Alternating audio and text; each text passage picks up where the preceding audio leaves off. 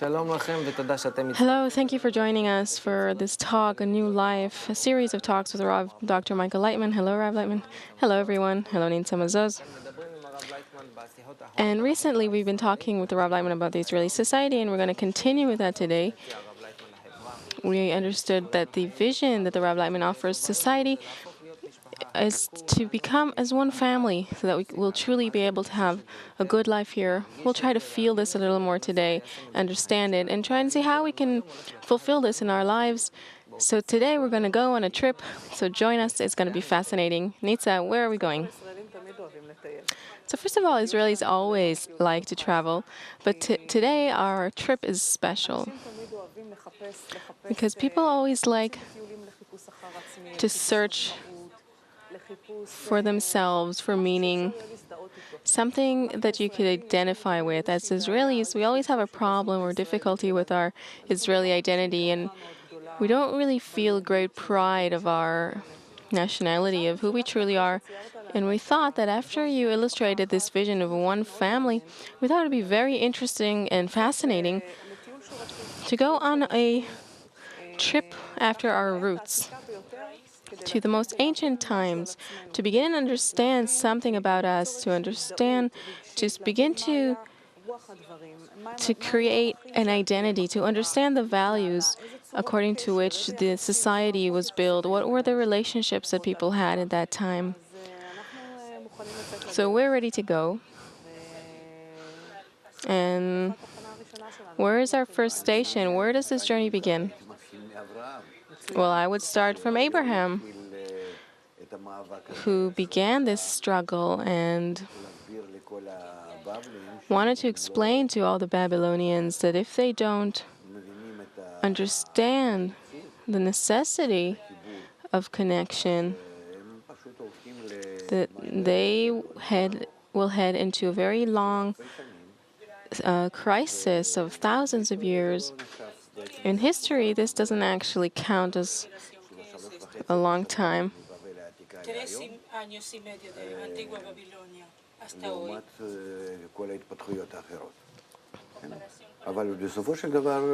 But finally, this is what he wanted to say. And so he turned to all the Babylonians and said that this crisis that we're experiencing is actually how we choose the path. Either we follow our own ego, and then we have no choice. We can't remain together if we're egoists, but we have to disperse just like after a bomb. If our ego explodes, it throws us to all directions. And then we continue and destroy the entire earth. Oh, excuse me, after we cover the earth. After we cover the earth, then once again we find ourselves just like in ancient Babylon, which is what we're seeing today. And then again we find ourselves in the same problem. So actually, over history, this wasn't a very long period, but in the meantime, we are postponing this decision that we need to make. Who said this to who? Abraham said this to the Babylonians. Wait a minute, before that, we're in Babylon. What is happening there in this time? Well, it's written that there was one nation where we all lived in one small civilization, about 3 million people between the Dekel and Prat rivers in Mesopotamia. There was Ur-Kasdim and a few more places there. They had plenty of food, bread, garlic, fish, which they would dry, but there were plenty of fish because the river was near. And wine, oil, things like that. This was especially what they had. They weren't so developed in terms of growing sheep and things like that.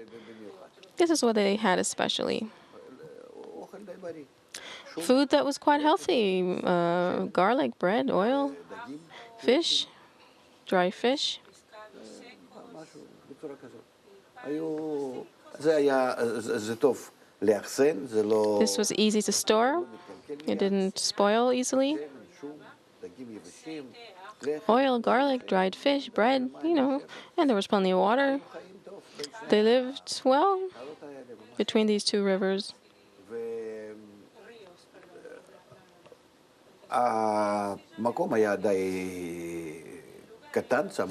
The area was quite small and tight, and they lived there as they felt like one family until they began to feel and discover between them competition.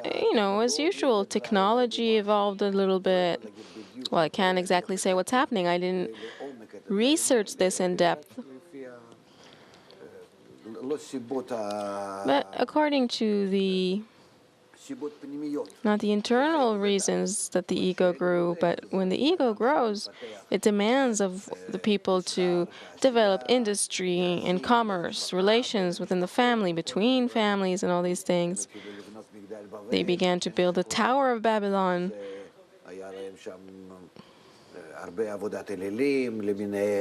And there are all kinds of idolatry there.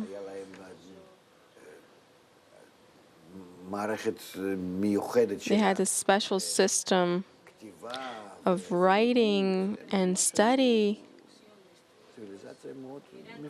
This was a very evolved civilization. The government, taxation, everything was organized. The problem was that their ego grew exponentially, not gradually. And suddenly they discovered that they couldn't stand each other. As much as they felt that they were as in one family before, a group. They were like villagers. Everything was very calm, and suddenly they began to compare. He bought that, and they bought that, and that person said that. When the ego begins to stir, it already puts the person in a state of competition and struggle and need to protect himself. He already begins to measure himself in comparison to others and listens to and hears, maybe interprets differently things that are said. This is what happened. Also, they had all the idol work that began. The more a person develops, he begins to depend on all kinds of different factors. His feelings, his approach, his health, the love and hate, each and everything, his fate and fortune. And then when such things developed, it influences this culture very much, and the education, the relationships between people.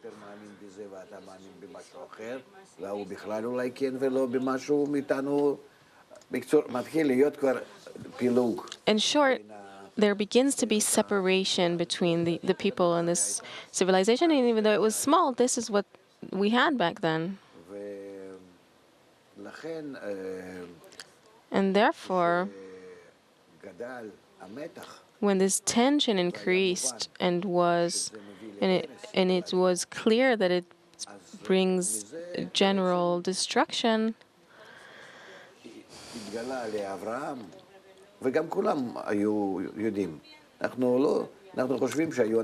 it was revealed to Abraham, and we know that we think that they were primitive, but really they were educated people.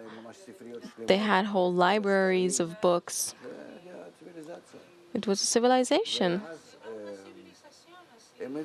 And then they understood that it's impossible to continue this way. It's just like in a family. When the conflict begins, they don't want to look at each other. I come home a little later. I don't speak to my family members, so I close myself in my room. We see how our kids do that today. They find their own room, or with husband and wife, either they distance themselves from one of the parents. We see how this happens naturally. We see how our ego works, and this is how they felt too.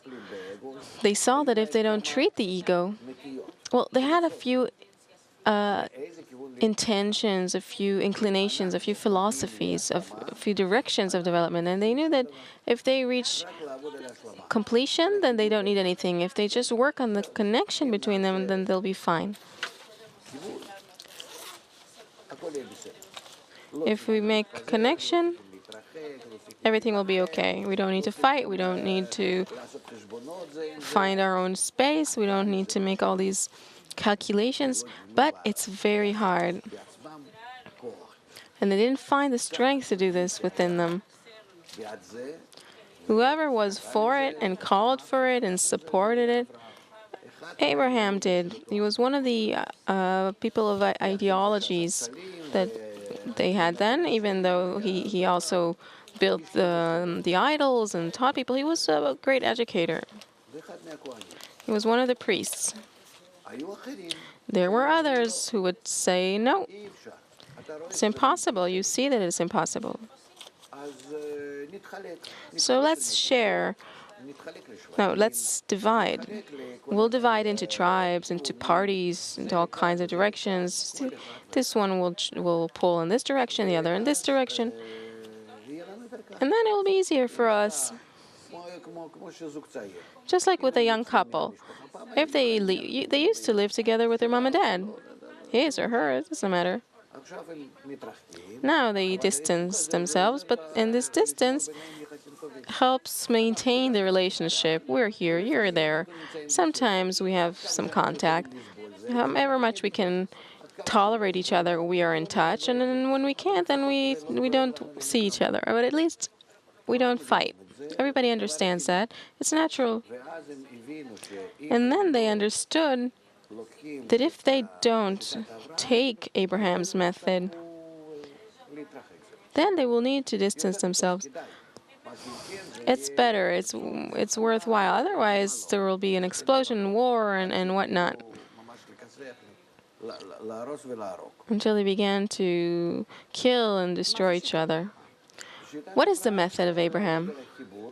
The method of Abraham is to work on the connection of peace at home.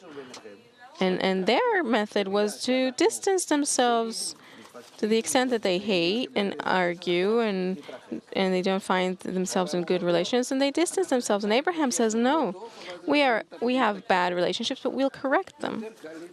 It's easier, of course, to distance yourself. It's just like we see in physics. There's two entities, two bodies that have the same powers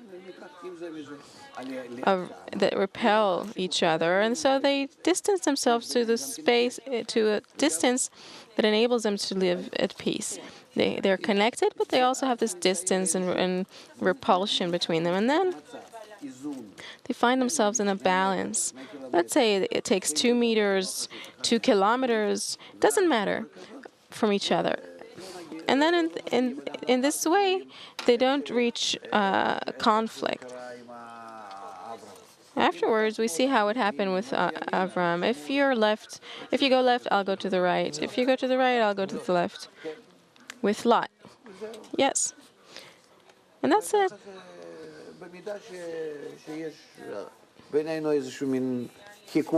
the extent that we have a conflict, misunderstanding, and of course hatred, there we see the Tower of Babylon. It symbolizes the hatred that begins to grow between them. Afterwards, it becomes a mountain of hatred.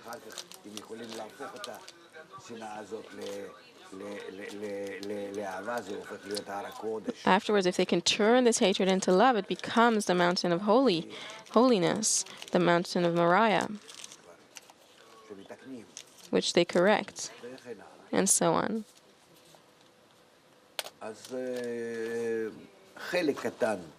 So a very small part, about 5,000-6,000 people joined Abraham. He was very well known. He was very well respected. And the great part, the majority, saw that the best way is to become distant. And naturally, even now, when I go on the street, I have more distance from him or her. Maybe I'm a little closer to this person, and so on. So then nature is the opposite. Our nature tells us, distance yourself. It's like we tell a kid, you can play with this kid or that one, but don't play with this one. Stay away from him. This is what happened. And they began to distance themselves. But it's also written about the others that Abraham gave them gifts, some goods to take with them for the path, for their way. It was a kind of connection for the future that they should keep, and that they should have it as a faith or religion, all kinds of methods that will help them for now to develop. And after a certain amount of years, of thousands of years, they'll be ready for connection. It will come. There is no other way. The purpose of creation, according to what he said, is for a person to rise above his nature, because his nature on the animal level is animalistic, and then he's got the evil inclination, and he needs to rise all above that and to connect.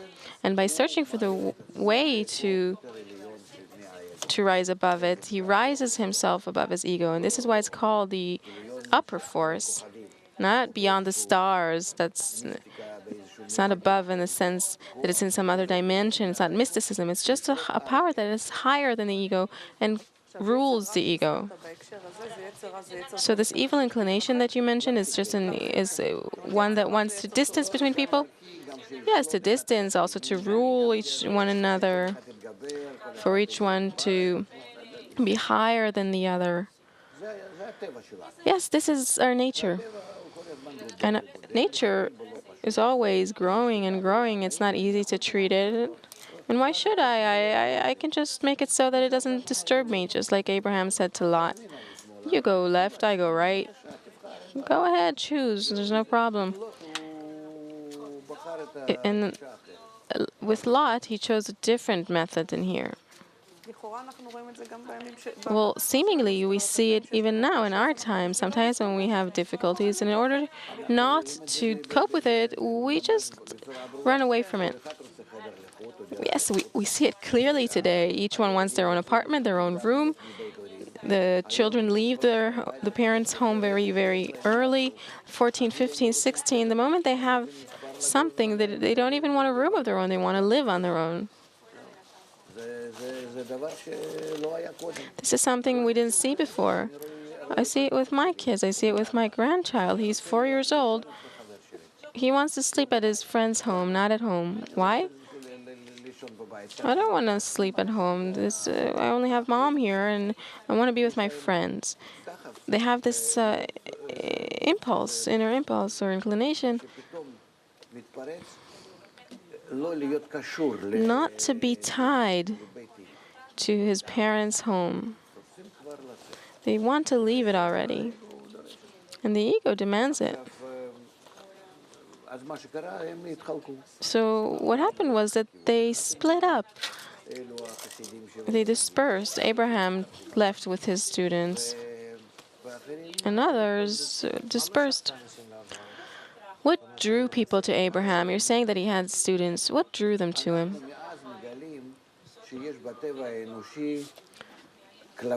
We've been discovering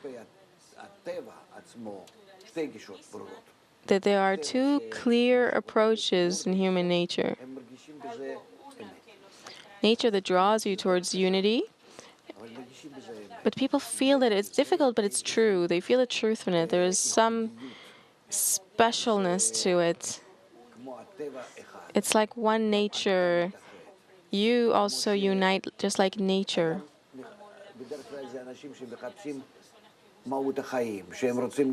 Usually it's people who seek for the meaning of life. They want to see themselves in nature as one. They're seeking answers about all the liveliness about everything that's alive, about all the levels of nature. They want to feel the one plan, the one program that is on, that is active in reality. And they're willing to proceed and research it and actualize it upon themselves, even though it's difficult. They're not sure that they'll succeed. But it's this internal impulse of nature. Let's say if we warped in time and I'd be one of them, then you probably would join them. No, let's say I'm already one of them. I'm one of these people who value what Abraham is doing, his perceptions. We still need to understand exactly what it is, but I follow him, and let's say I'm among them. The question is, beyond, I understood that you're describing there's people who are in this personal search and so on. I understand that. But if we want to open it up beyond the personal level, what are the relationships between them in this group of people that come and join Abraham? What do they find there in their group? Do they find there that doesn't exist within the rest of the people at that time? You're saying they had a different social perception. First of all, the people who are joining Abraham are no less individualistic or egoistic than others, maybe even more, because they understand and feel the root of things better. They are more developed.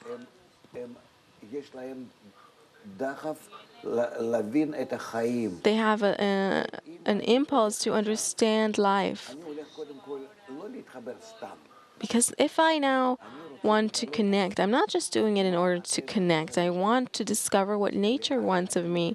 Where am I developing? Why do I have a new path in front of me by doing this? Because if I develop together with nature, I develop consumer society, just like they did, those Babylonians. They began to develop slavery and technologies of all types. Who are they? The rest of the Babylonians, except for the group of Abraham, they developed commerce, which they covered the world through it. Joseph Flavius writes about it very nicely, about India and Germany and that area, France. He writes all about how they invaded everywhere, because really the earth was empty. It was all before them. And those people who followed Abraham, they didn't put this challenge in front of them, this goal where they had to cope in this world, in this life. They needed it, but the most important thing for them was to feel as one family, and they knew that if they keep themselves in such a way, they will discover, as Abraham taught them,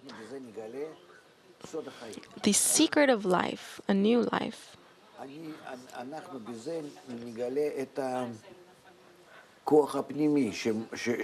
By that, they would discover the inner force that operates life.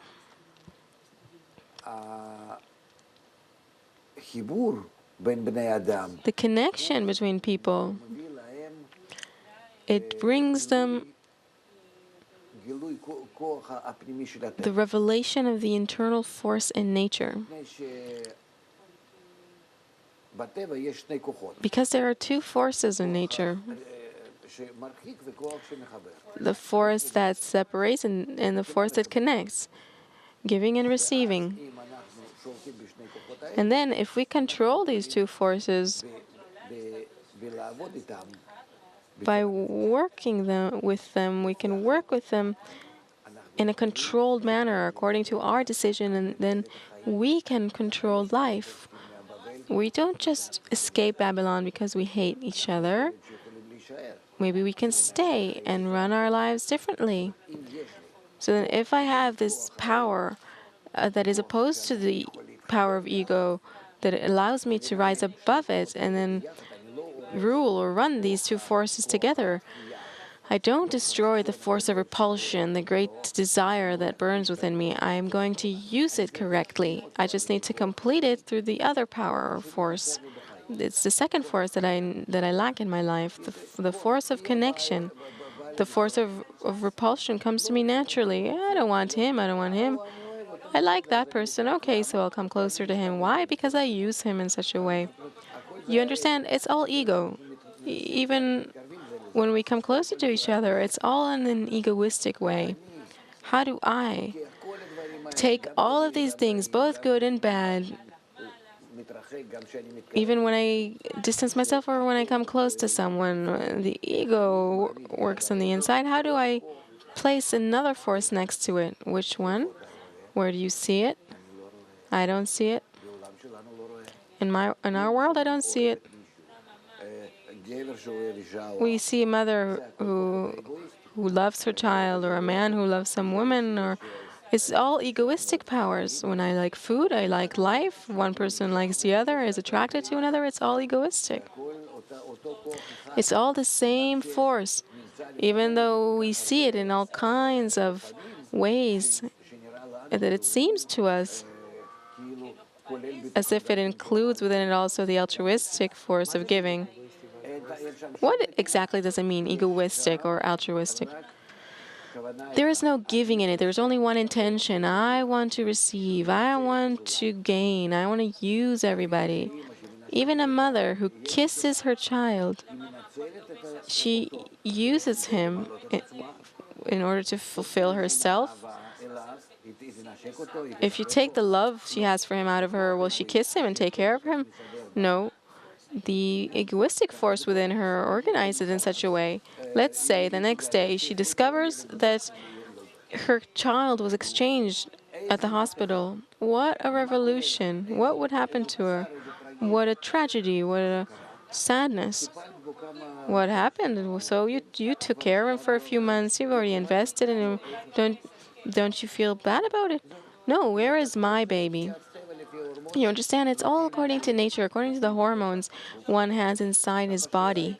So now the question is is there a second force or not? Or does it not exist at all? We don't see it in nature. No. We see plus, minus, electrons, protons, north and south, in Earth with the magnets and all these things, light and dark, vacuum and pressure, lots and lots of phenomena, and where we have the one phenomena and then the opposite one as opposed to it. We see this in our world, and it all comes from only one egoistic force, only from the one force that rules everything. And then, when we begin to observe this, we see that everything in nature is just fine because there's just this one force that divides into two, plus and minus, and operates on the inanimate, vegetative, animate, and its levels. And these are all egoistic powers. How to gain through balance, through the different parts, through the different components of the molecules, of the materials. We learn this in physics and chemistry, the wisdom of the lore of the metals, and how it happens all throughout the earth with winds and the weather that changes. All in all, this is the balance between egoistic forces. However much we can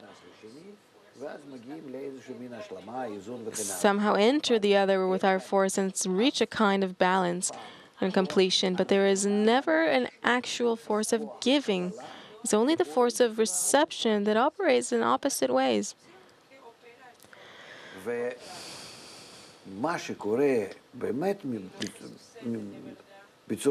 what actually happens in a very special way is that almost 6,000 years ago, a few people in history began to discover a new sense, a new desire, an additional one for the true force of bestowal that does not exist in our world. It's not revealed. We do not see it in nature. It doesn't control or it does not exist in the inanimate, vegetative, or animate level, but only in the human in our world, in which this impulse is revealed. I want to discover the force of giving, the true force of giving, this new power. How? Above my nature. I can't discover it in the inanimate, vegetative, inanimate levels. Only in humans, and also in humans. Where do I see it? I can discover it only out of myself. That me, the egoist, I want that, I want this, I want to receive that, I want to give that because I like this person. So this is hidden taking. I'm giving a gift because I enjoy it, and so on and so forth. I am completely aimed at reception, and I want to rise above this reception completely. Also, to receive in order to receive, and also giving in order to receive. Both of these options, I want to rise above them. Because aside of this force of receiving, is there a force of bestowal, of giving that is true?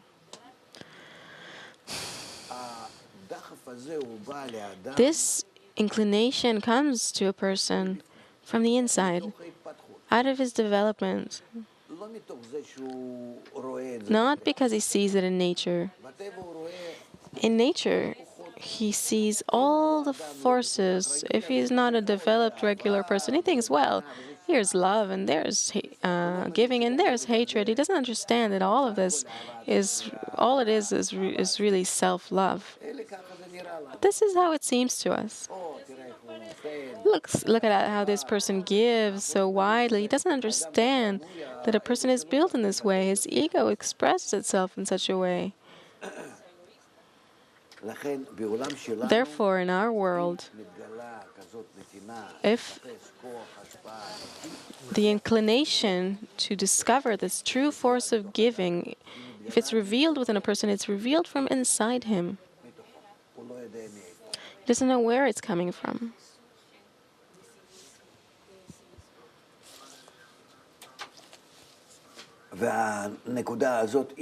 And this point pushes him to search, just like all the other desires. But it doesn't give him any rest. He cares for his body, for all kinds of desires that he has, but it is higher than all the rest, this point.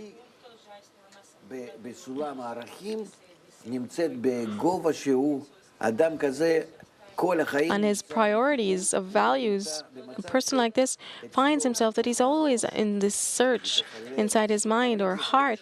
There's always this empty space that he has to fill up, and then he doesn't live in a feeling of true happiness. He has some depression inside him because there's something in him, this high desire, this high lack that is not fulfilled.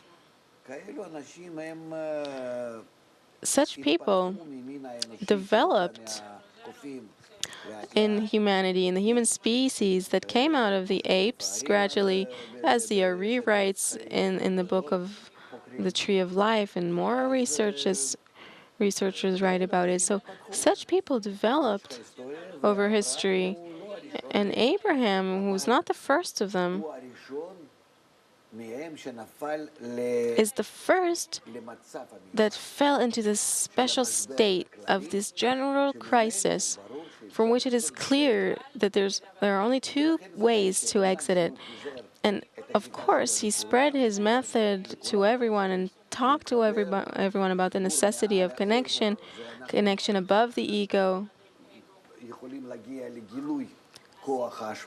and how we can reach the force of bestowal above the force of reception, the second force in nature. Let's discover it. But it was also clear to him that only a small amount of people are willing to hear that, and that the result of what he talks about will only be revealed in them. And therefore, it's written about him that he had two Torahs, two wisdoms, one for all of the Babylonians. Guys, it's good for us to be connected. It's worthwhile to reach love thy friend as thyself. By that, you will attain a better life You'll have this world, you also have heaven and the next world, and more such good things. He founded all these religions and faiths that all are based on an egoistic reward in this world, and then afterlife they promise you things because it's clear that a person dies, and you'll have all this goodness if you treat everyone well. And although all these religions were corrupted by human ego over time, then they reached the Crusades, the wars, and terrorism and whatnot in all kinds of places.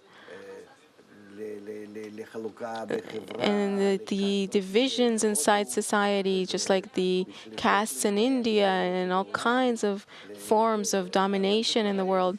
But this is already our egoism, which corrupted everything and all these methods and adjusted them to the ego. It's not that the ego is fits itself with the method, but they took the unity and connection in order to rule others. But however way we look at it, thousands of years later, we see that these religions and faiths, to a certain extent, they operated within us, and they brought us to such a state today that we will yet talk about.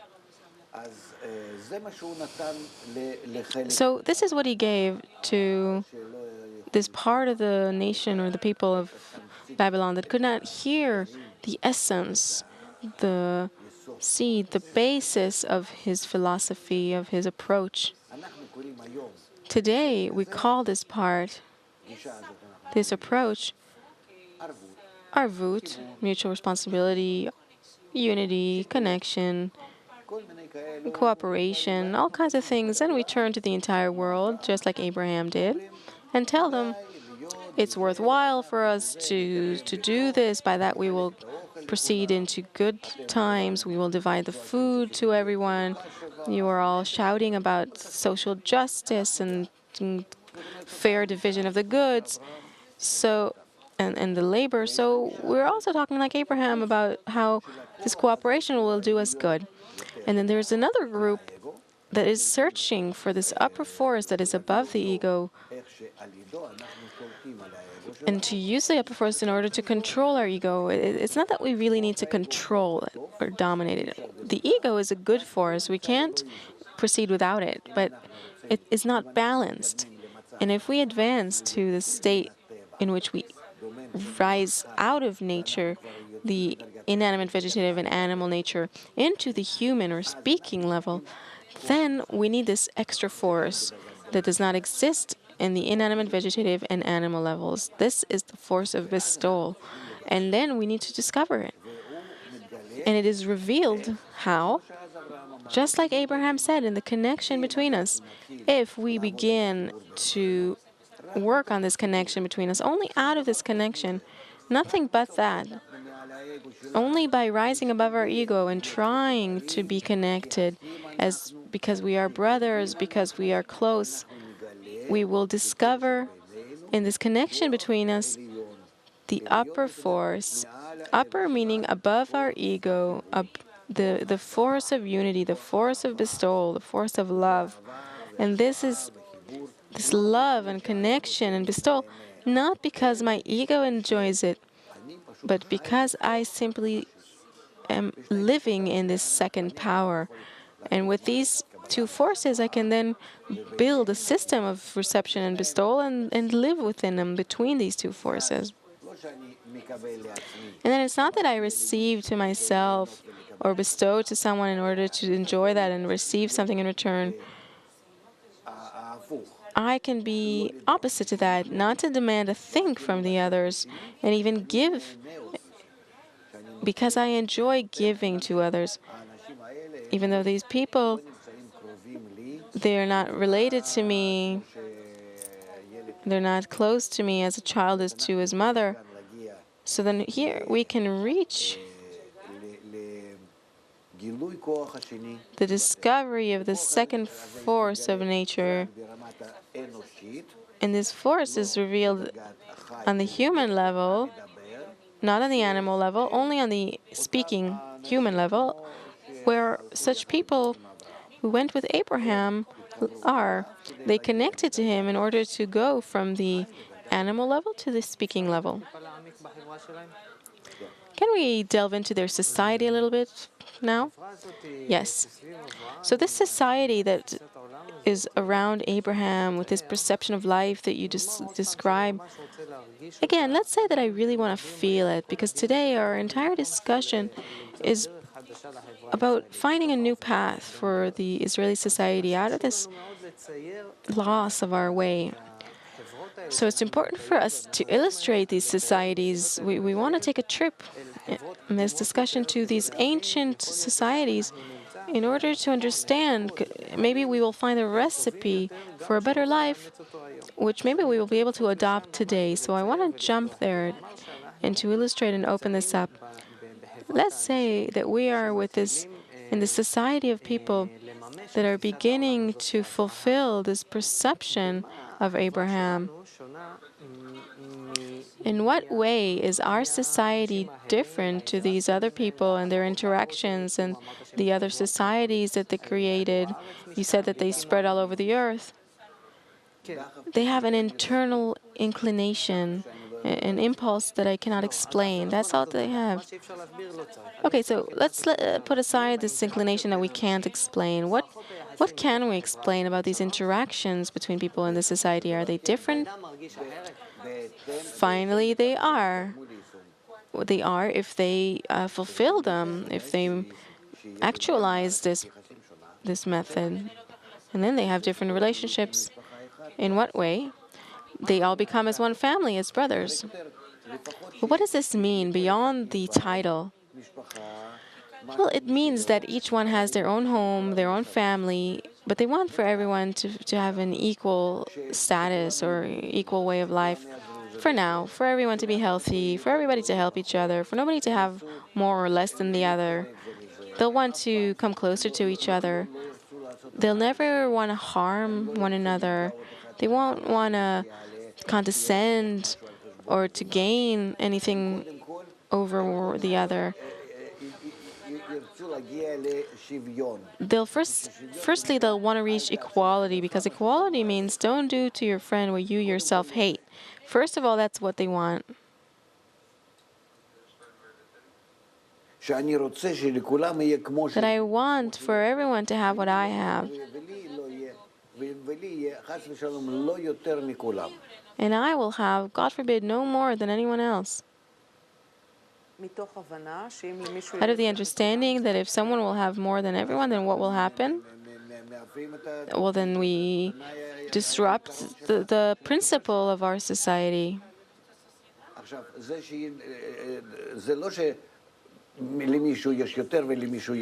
It's not that somebody has more and the other has less, but each one has this concern for everyone to have everything they need in an equal measure.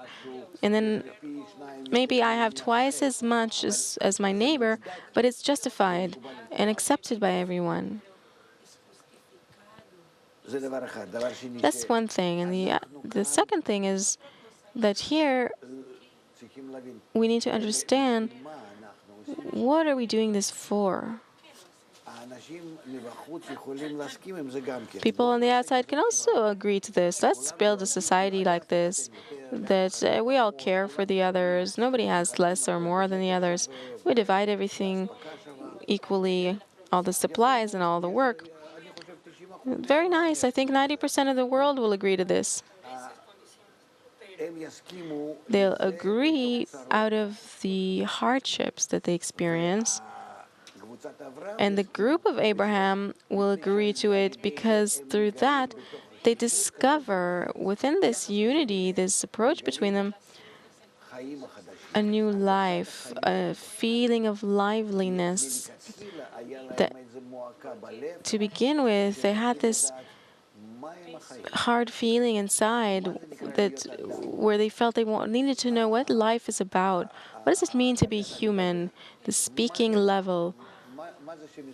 What is it that operates us, that runs us? And they discover through this actualization of these relationships, this realization between them, through the connection, or maybe not connection, but they begin to discover in this system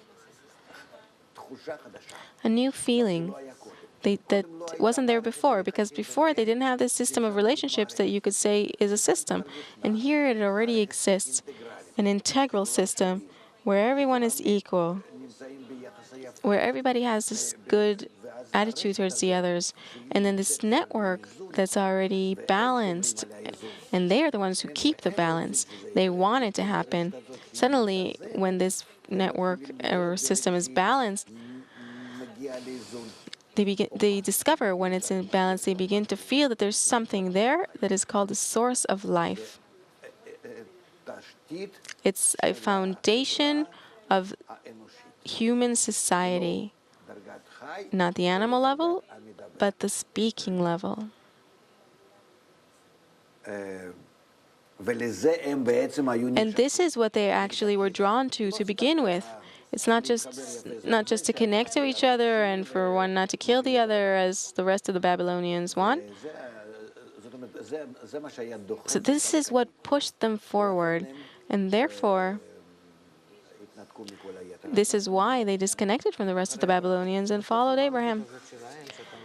Inside this system that they have that you were describing, when you were moving your hands, it seemed as if there was an opposition between two forces there, a balance above this struggle. Okay, one second. So you're saying this is called already an integral system. So if I'm trying to understand what an individual feels when he lives in this society of Abraham as opposed to other societies of that period, I understand that the first point of difference is that when this hatred erupted between people in this small civilization of ancient Babylon, then most people said, okay, there's hatred between us, we don't understand each other, and each person will go in their own direction, and everything will be okay. No, they understood that it's worthwhile for them to distance themselves, just like children who leave their parents' home. It's not that they hate each other, but in order to maintain our relationships, we will each go our own way. All right, I get that, but the people of Israel, with this same hatred, I understand from your hand movements, they did something else with this natural hatred, and this is what you call an integral system. They felt something new. So let's delve into it emotionally again. What are the interactions that we have? We are living in Abraham society. Do we hate each other? Yes, we do. And this hatred, it's revealed in two ways. There's hatred where I don't love the other. I don't want to be considerate of him. Sometimes I want him to feel bad, sometimes good. I need to go to the pub, so I invite him because I'm bored. So it's as if I'm doing something good. I don't need him, and if he disrupts me so I can run him over with my car, what do I need him for? And so on and so forth. So then this is the regular repulsion that we see, and this reaches even world wars with a huge hatred between nations and each one wanting to dominate the other. This is human nature. It's our nature on people's animalistic level, and there is also the nature on people's human level. And that's when we, as the students of Abraham, from the group of Abraham, when we begin to work on this unity between us, this is what happened in Abraham's society. Yes, so let's go in, let's be there. Okay, so we begin to discover, out of this desire to connect between us, we begin to discover this new hatred that didn't exist before. This is called the hatred for no reason. What is this? It's hatred out of yearning to connect, which causes me to discover the opposite reaction, repulsion, until even hatred, a fire that is a flame between us that I can't stand. And people who look on the outside, they look in and say, how is this possible? We don't hate each other as much as these two students of Abraham hate each other. How does this happen? Because the students of Abraham who hate each other, They hate because they want to come closer over the ego and to hug. So they are like in physics when you have this pressure between two, and they discover the forces of repulsion. And then these forces of repulsions that are discovered in accordance to how much they're drawn to each other, as much as they want to be together, they feel this hatred. This is called the true hatred on the human level, and it's called hatred for no reason. What do you mean, no reason? It comes of no other reason except that we performed actions towards connection and love. And we see in our scriptures that this is how it was discovered there. Wait, so now I'm confused. In Abraham's society, is there love or hatred? There is hatred, but above it, they need to rise every time with love. It is called that all the crimes should be covered by love. This is the true crime, the ones that they're discovering now. Not what they saw in their regular lives, what all of Babylon discovers. In this society of Abraham, once Abraham began to teach them how to unite and find the force of connection between us, this new level of existence, the force of mutual bestowal, when they began to work with it, when they began to feel this mutual force of bestowal, they also began to feel the mutual force of hatred, and this is what they needed to overcome, to cover it even more with bestowal. All crimes shall be covered by love. And again, the force of hatred was revealed between them, and again, they needed it even more. They needed to cover it with love.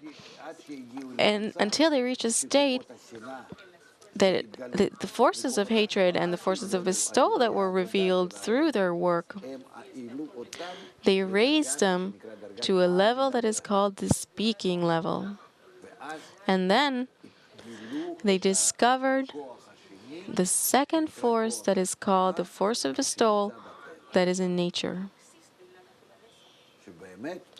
That really, this power is the power that exists and runs everyone, and it is the power that builds and creates everything and brings humanity to the likeness to Him. Except humanity needs to reach this in a conscious, aware way by itself. Okay, so it sounds like there's a lot of action in Abraham's group. A lot. A lot. Why is it called a crime? Because they want to connect. They just feel a strong repulsion. Why is it called a crime? It's not a crime. I don't know. After the show, I take my stuff and come and live in your apartment. Is that okay? Why are you laughing? What? Let's see what will be revealed between us. How many hours? Everything will be okay. Each one will seek their own corner to not interfere with the other. No, everything's fine. Everything's okay. But after a few hours, after a while, there will be an explosion. This is the way nature works, so that we will constantly want for this hidden power, the power of bestowal, to be revealed within us more and more. I just need to desire for it to be revealed. The force of reception is revealed within me and rises within me and grows within me naturally. I need to invite the force of bestowal to grow within me more and more to balance this force of reception, and then I live between these two forces. The level of the speaking or human means that he's integrated from these two forces. All these characteristics we talked about today were characteristic of this group that lived with Abraham. This is the idea. This is the point that Abraham was making. This is his perception of life. That's right. Now, so I understood that there's a lot of action there and like a hatred. It's like a romance or a movie. It's life. So this is exactly the question. When you say this is life, and we're looking for a new vision for the Israeli society, and you suggested that we should all become one family. In this picture of one family that we're trying to understand each time more and more and to delve into it and feel it, will we feel what? A larger volume, a higher volume of life? Where's the action? How will all of these systems of love and hate, of coming closer and becoming connected that you just described about Abraham's group, how are they relevant to this new vision that we need to build in accordance to your vision in the Israeli society today? The Israeli society is of that same group of Abraham that was dispersed, allowed the force of reception to rise above the force of bestowal. And this is called the destruction, that they needed to have two forces for the force of bestowal to be the upper one and to lead the force of reception that would join it wherever the force of bestowal was needed. These two forces needed to be there so that the force of bestowal would be upper and the force of reception would be on the bottom, and it would listen to it, so called. And they turned this around. The force of reception dominated the force of reception, and this is called destruction, crisis. And this happened to the group of Abraham. And since then, they've been in such a state. So much so that the force of reception has grown so much since, more and more, that the force of bestowal, you can't even see it. It's disappeared. It's been swallowed within this force of reception, and it's not even felt. It's not as if it's not even there. The time has come that in all of the world, because of the integration of the force of bestowal within the force of reception, that it should develop more and more and more. It developed more and more, and the force of reception weakens more and more and more. It's as if it's reached its end, its maximum, and after this maximum that it's reached, it began to discover this kind of slowing down, breaking down. And then humanity finds itself in a search once again, just like it did in Babylon, but actually in a essentially different way. Because it's not saying let's distance ourselves, because there's nowhere to go. They're not saying let's make technologies and dominate and develop the consumerist society, which actually exists since Babylon. It wasn't an American invention just 100 years ago. It's existed since then. People want more and more to do more and more, and each generation did so in accordance to its ego. But this is the way it went. And then we're not able to. Now we're not able to do this, and we see how many people are depressed. Again, the world has become global. In short, we are in a situation where we need to check once again, what is our path? What should we do onwards? Babylon is blossoming with all its problems, except it's on a higher level. And where is the Israeli society in all this picture? The Israeli society is Abraham's group that is broken and corrupted, that must fix itself and then try, just like Abraham wanted, to correct the entire world. To use the force of bestowal correctly over the force of reception, so that they should be in a synergy and balance between them. On the human level, because on the inanimate, vegetative, and animal level, we don't need it. There, it's enough for us to have just the force of reception, which have bestowal and reception within it in order to receive, in order to enjoy. That's enough. This is not easy. Let's hope that we should be able to understand it a little better. Each time it escapes from a person, he descends to his regular level. We need to find more words, but what is good is that we don't need it in order to go to the streets. In the streets, we can say just one thing. There's no other way. We have to connect. We'll feel good on the human level. Th- this is what we need to educate people towards, just like Abraham did when he gave them gifts in order for them to be connected. We also need to do this, just to explain to them that salvation is in connection. Our time is up. Thank you very, very much, Rob Laitman. Thank you, Nitsa. Thank you, our viewers, for being with us. Until next time, the salvation is in connection. All the best and goodbye.